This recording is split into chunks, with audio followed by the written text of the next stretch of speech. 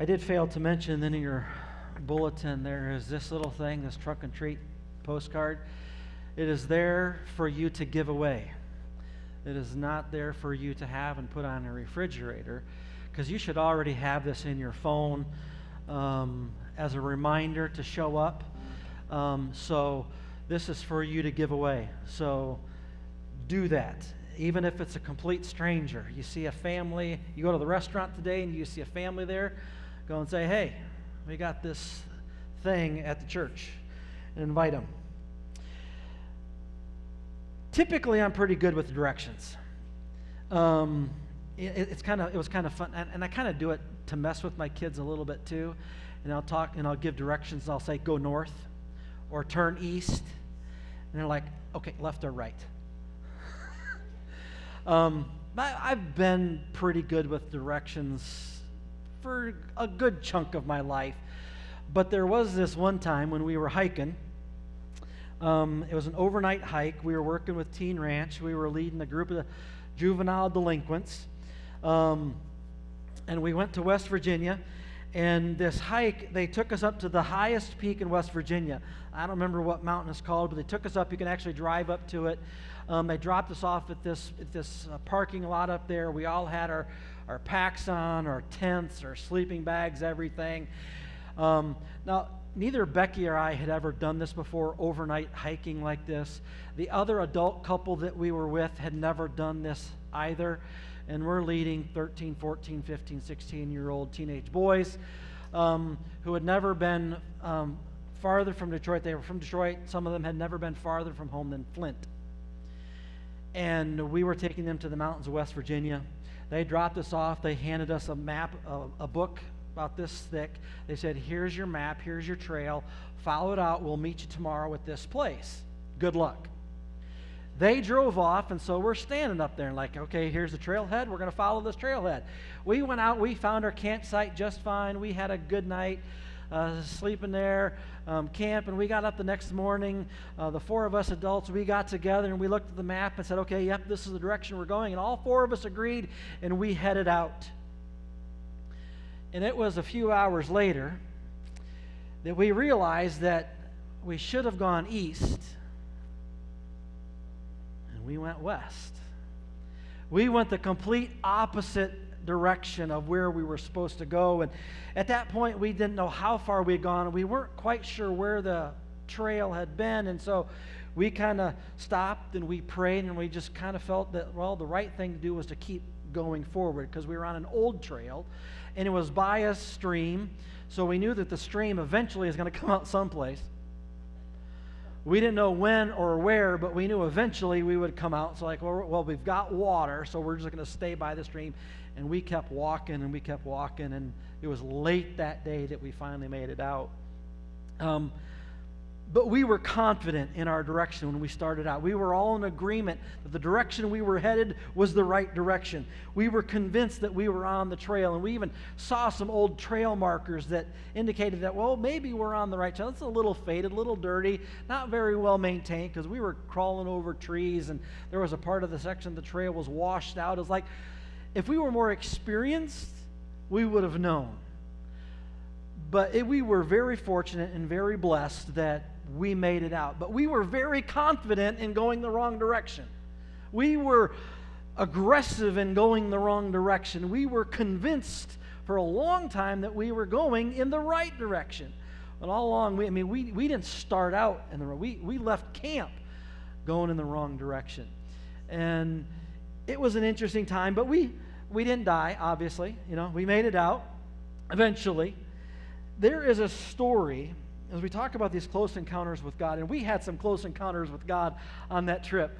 One of these kids that we had only had in our house in the program for a couple weeks, literally, he was one kid that we got from Detroit, had never been farther from his house than Flint. We hadn't gotten on to Michigan yet, and he's asking, Mr. Alexander, how much farther? Don't you love that as a parent? We're going to West Virginia.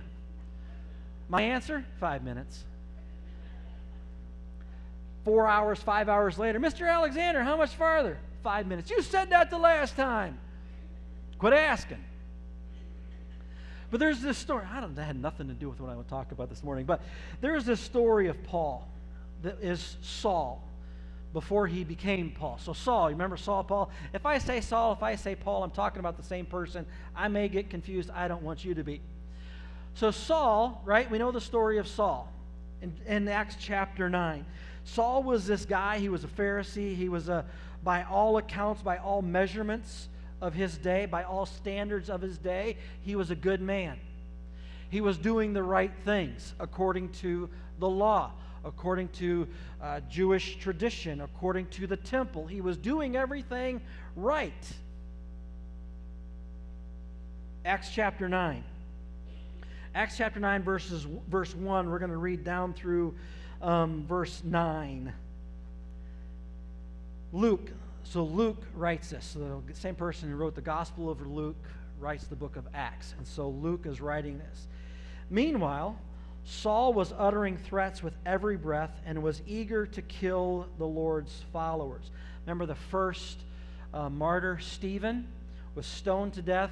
Everybody laid their feet at Saul. Everybody laid their coats at Saul's feet. So Saul had been at this for a little while of persecuting the church. So he went to the high priest.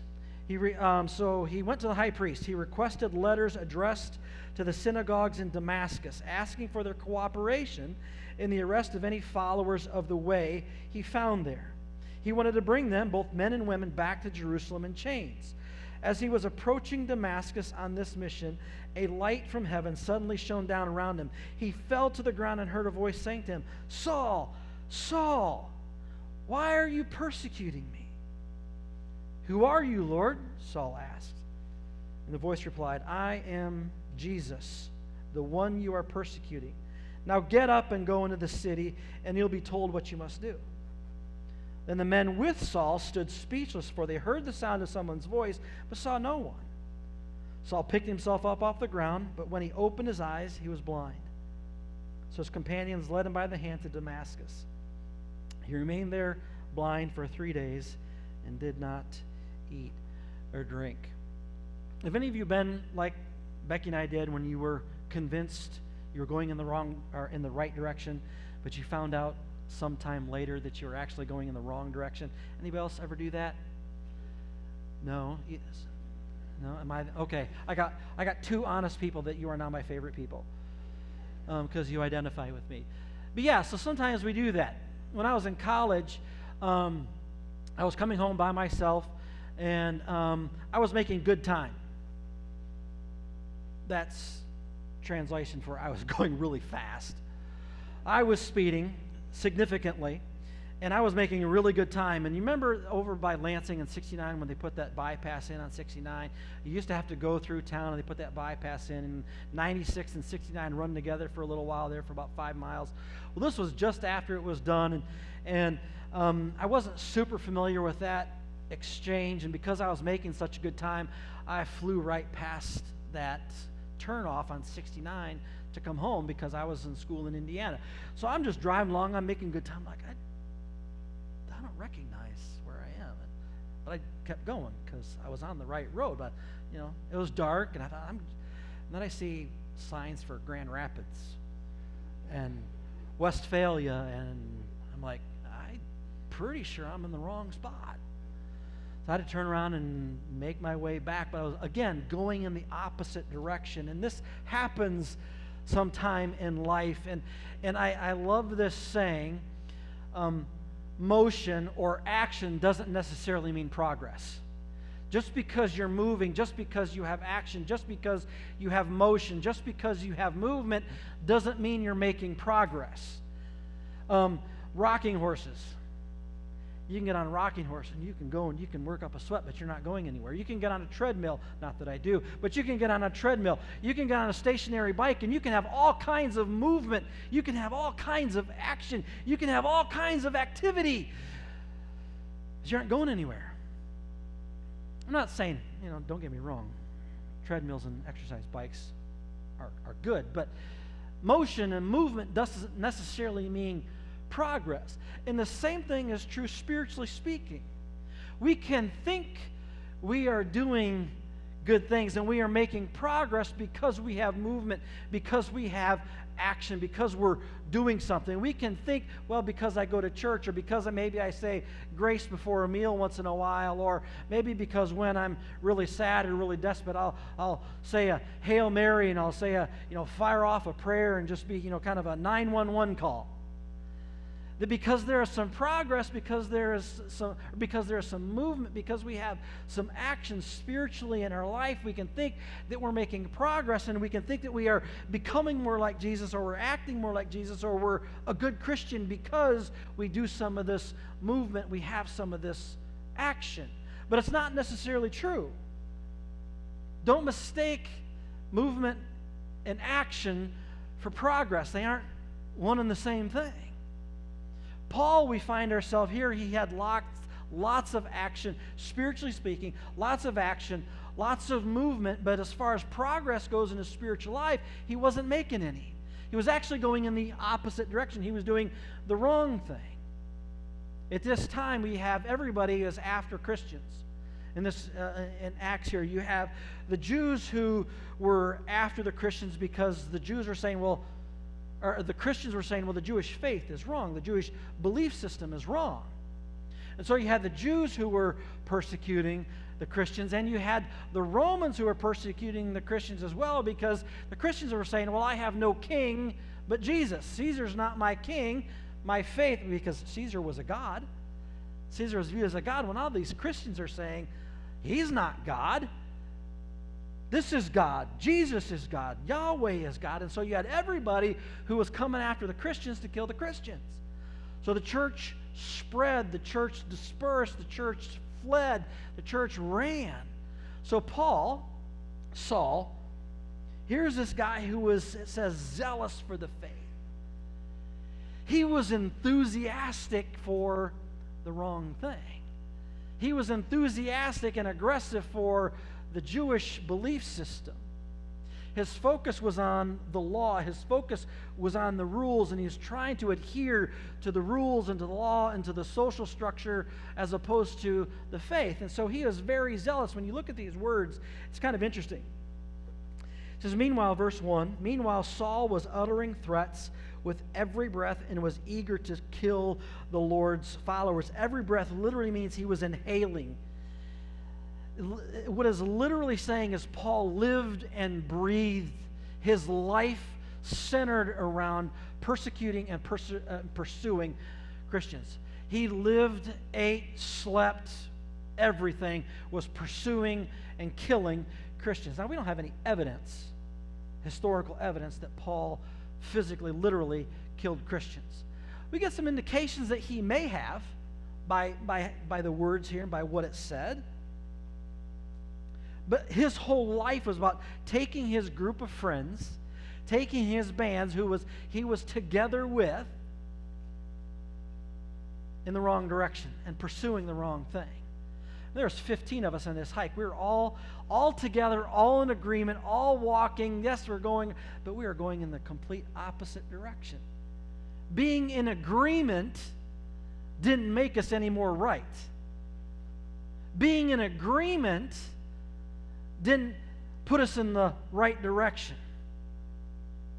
Getting together and saying, yeah, we're good, we're all right, we're fine, this is good, we're okay, didn't make us right.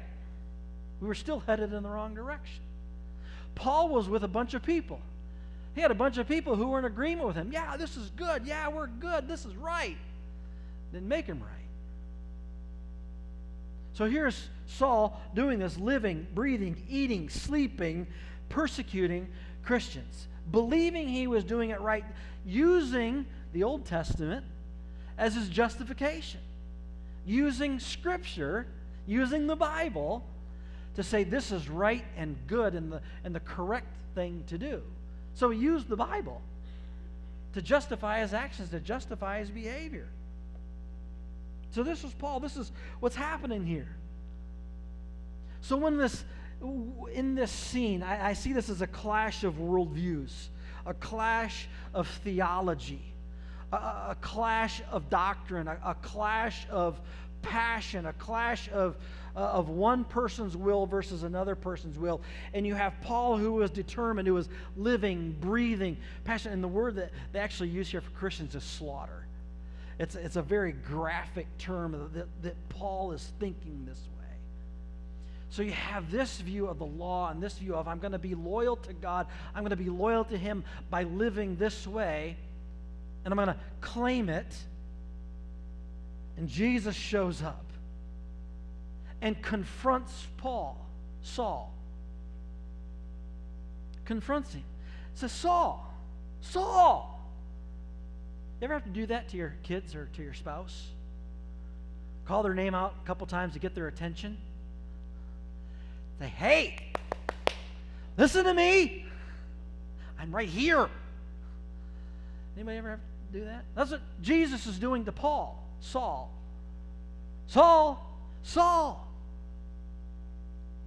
Dude, what are you doing? You think you're right, but you're going in the wrong direction. You're doing the wrong thing. You're living the wrong way. Saul. And he asks the central question to Saul, why are you persecuting me? Why are you persecuting me? It's like Jesus understood something about Saul that nobody else did. To ask that, it wasn't, why are you killing me? Why are you doing this? Saul, why? Haven't you heard about me?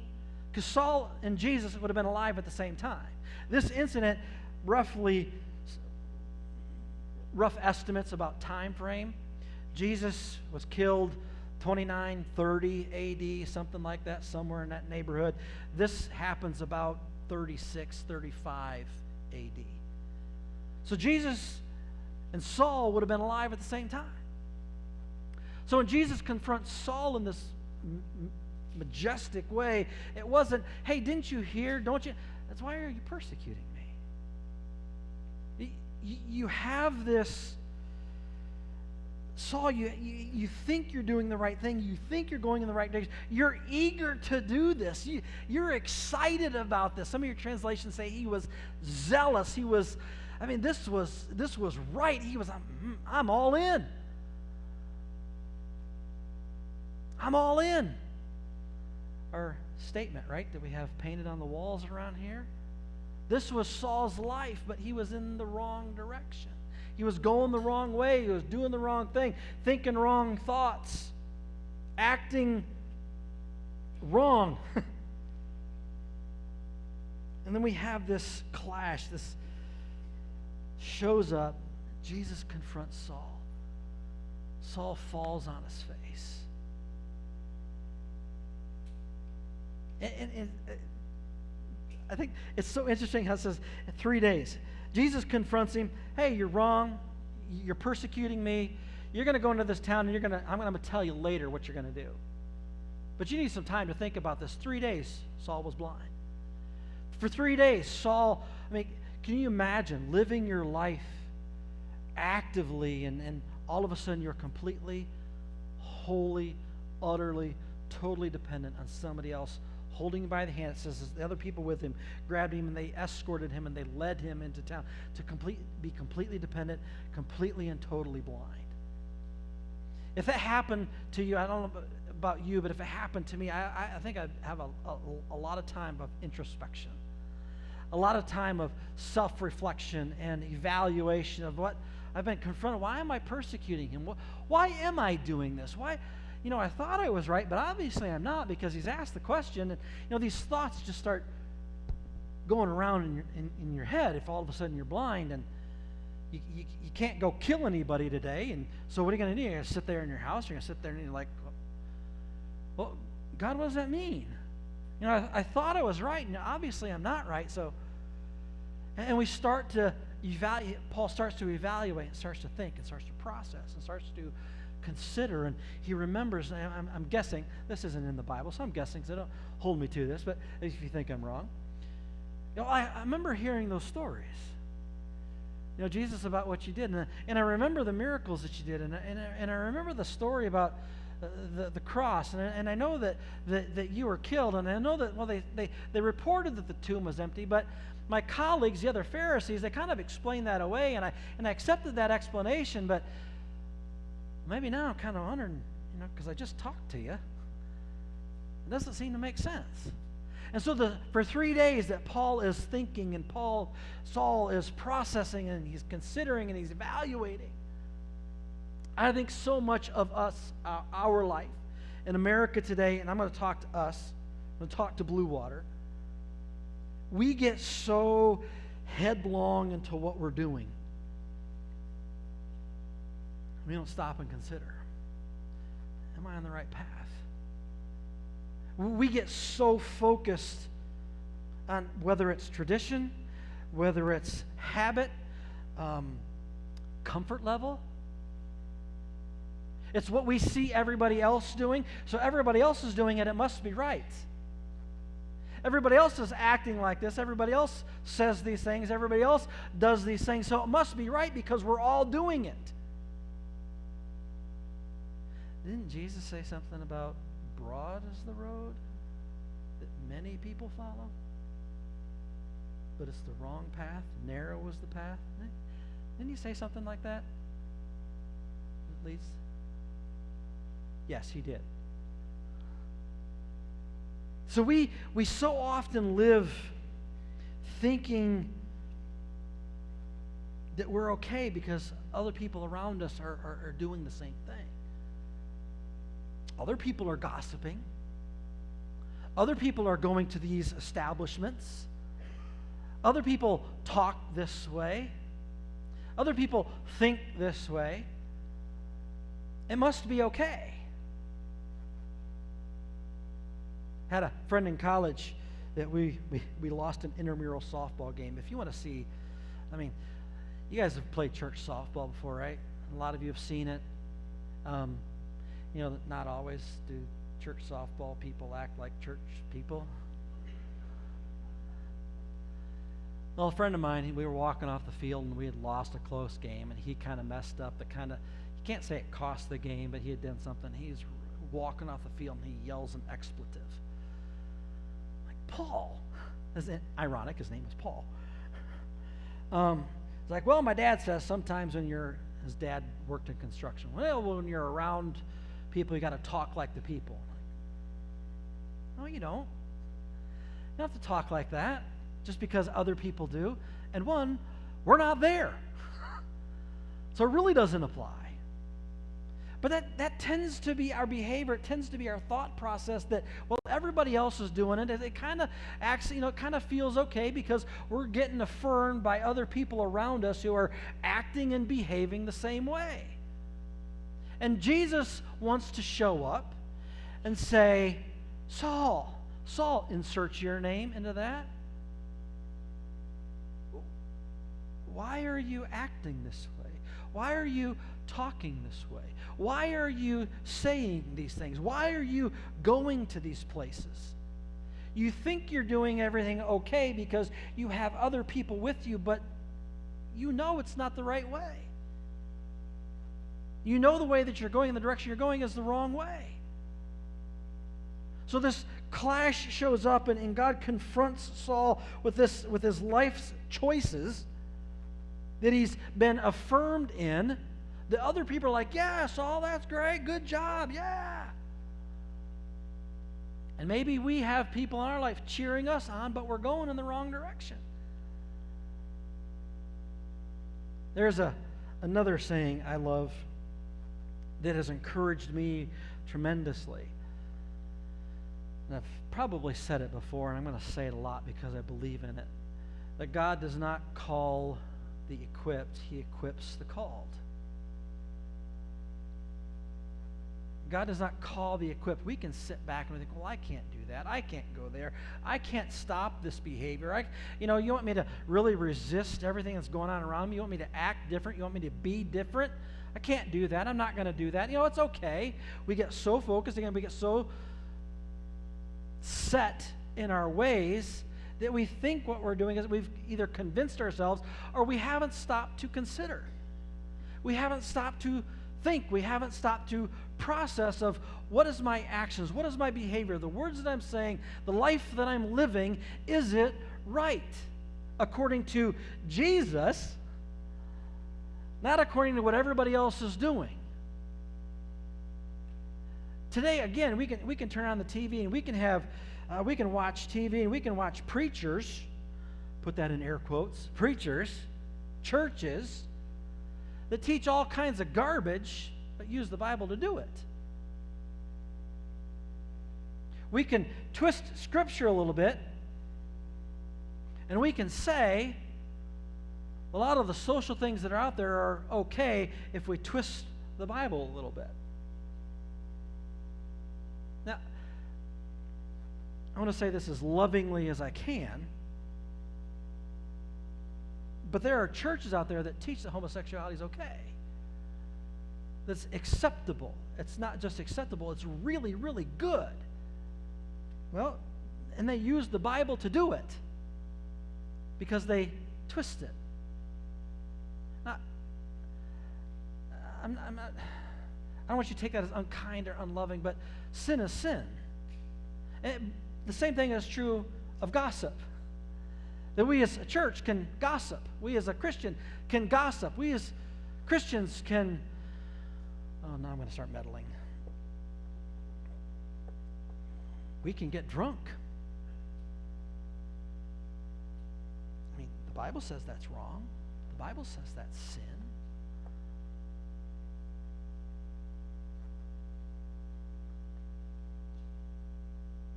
We can justify lots of behaviors. We can justify lots of attitudes and actions because we have support. We have people around us who are affirming us. But we're headed in the wrong direction. We're doing the wrong things. We're living the wrong way.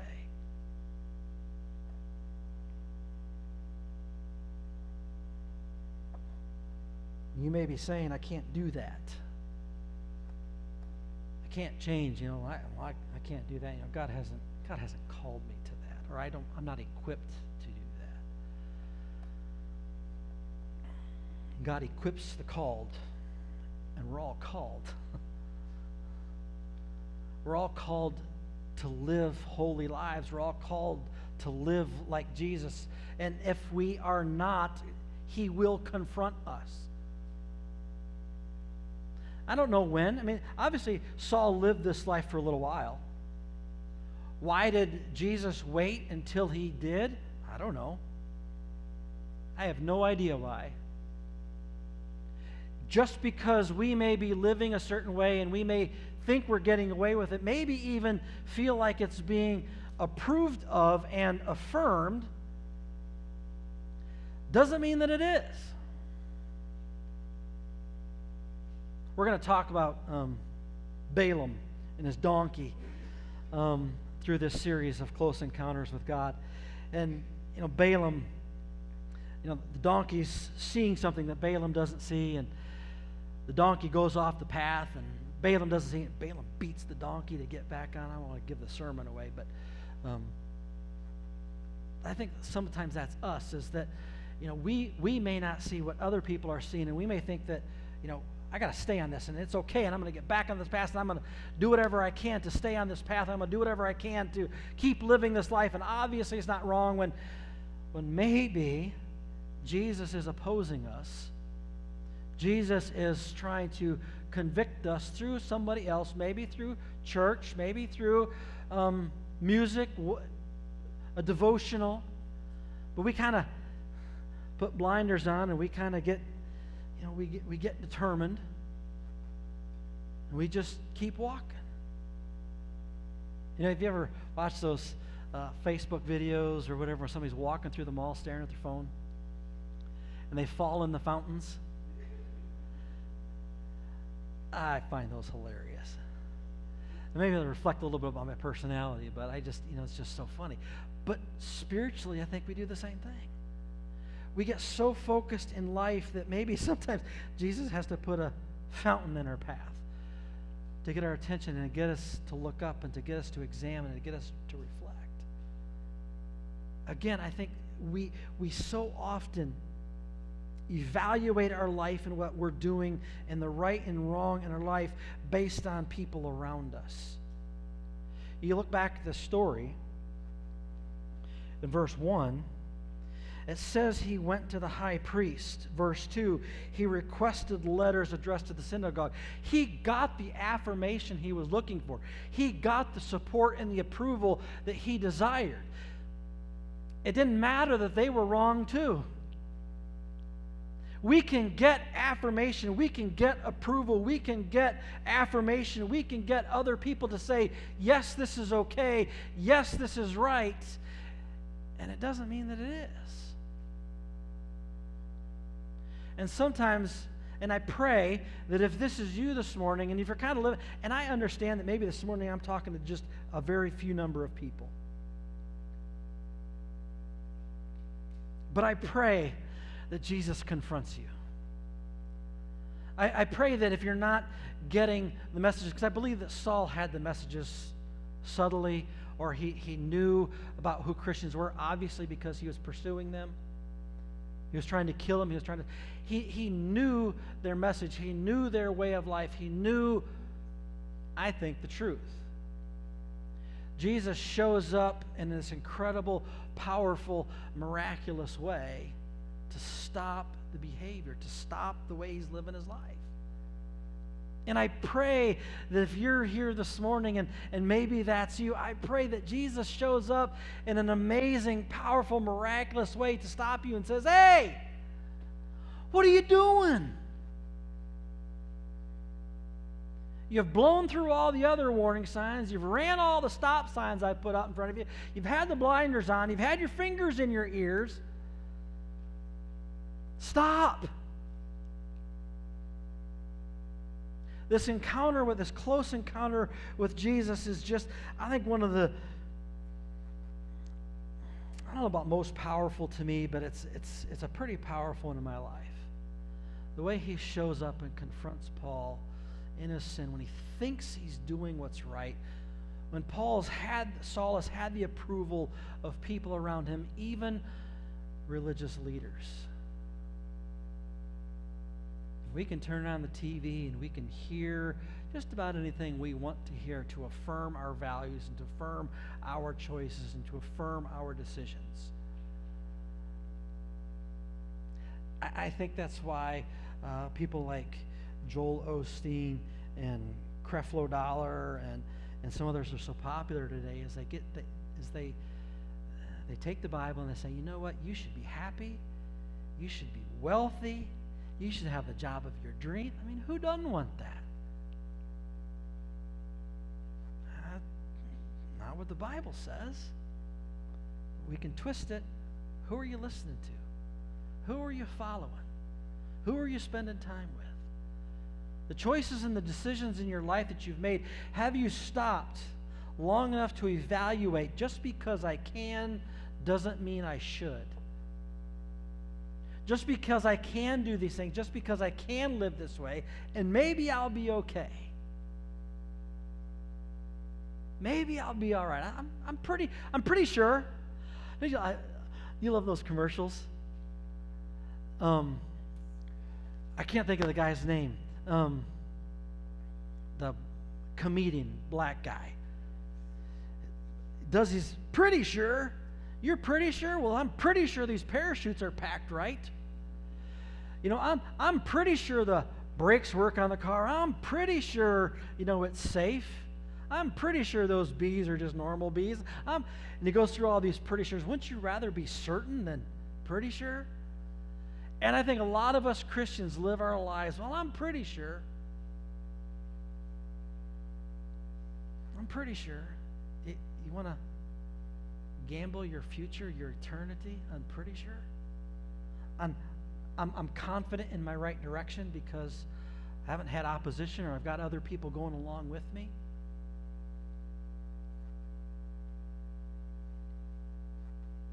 What's God's question to you this morning? What's Jesus' question to you this morning? Why are you gossiping? Why are you angry?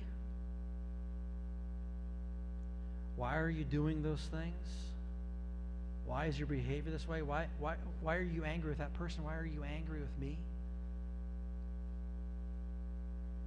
What question, if he were to show up this morning if he were to speak directly to you, what question would he ask you? He asked Saul, why are you persecuting me? Maybe the question he'd ask you is, why are you a hypocrite? Why are you lazy? Why are you apathetic? I think this is free too. I think apathy is probably one of the biggest dangers and problems in the church today and in the Christian life today, is just being apathetic. What question would he ask you? You know, I don't know that our world is a whole lot different than what people experienced before. I mean, obviously you watch the news and things are pretty terrible. Persecutions around the world becoming more acceptable here in the United States. The behaviors, the things that we celebrate, the sins that we celebrate, the sins that we approve of. I mean, you go back to the Roman culture, and the very things that we are now celebrating as far as family values, societal values, are the very things that brought down the Roman Empire. And we're embracing them. Just because we as a culture and we as a society, we want to label it, I'm not saying this in a political sense, we label it progressive. Like, oh, we're advancing. We're going beyond these rules and these regulations. And we can have a lot of people that support that. A lot of people affirm that. A lot of people celebrate. A lot of people celebrated Christians dying. They filled coliseums with it. Saul was a hero, celebrated by Jews and Romans alike. Yes, you're killing Christians. It was the majority. You may have a majority of people in your life saying, yes, have another. Yes, say that again. Yes, tell that story again. Yes.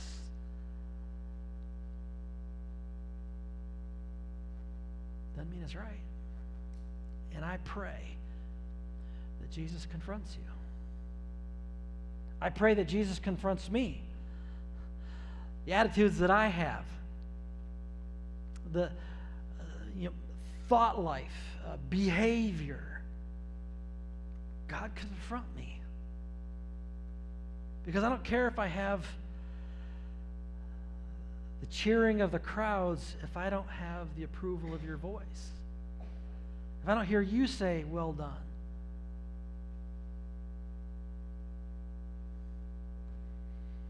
I want to encourage you this morning as the team comes back up to close us. I want to encourage you this morning to take some time to reflect.